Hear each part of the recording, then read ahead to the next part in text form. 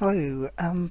Your web host, if they don't have Fantastico, might have something called Softaculous, and depending on your control panel, it might look as this one does down here on where it says that, or it might look like this, where it actually just tells you that you can install various apps, and it just gives you the popular ones rather than making you jump through hoops.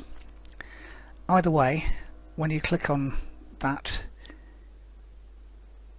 if you click on the Softaculous link, if you get that option, then it'll give you all the popular ones there, and one of those is WordPress, and you click on install, which will then lead you to the option of where you want to install it. Normally you'd leave HTTP site. I'll scrub that out on the actual video. Install in a directory. I'm going to call it demo, WP demo. Database name, it'll give you just accept the default unless you've got any preference. Prefix, leave as default unless you've got any preference. Site name, demo site. You can change these later anyway. Site description, whatever. Don't enable multi-user unless you really want to. Now it'll give you a default admin name. Don't use admin because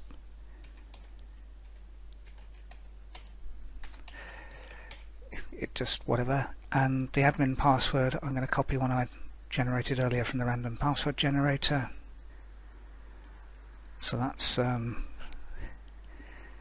we'll actually generate a random one for you, but I prefer to use the other one. And then wherever you want the admin email to go to, select that, standard language, and then just click install. And you can also do email the installation details, which I'd strongly recommend, to your address. And then all that happens is you get that.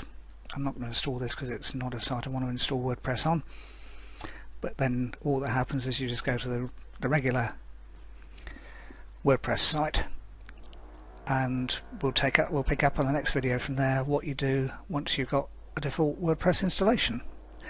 So that's it. It's easy. It's not quite one click as they'll doubtless claim, but it's pretty close.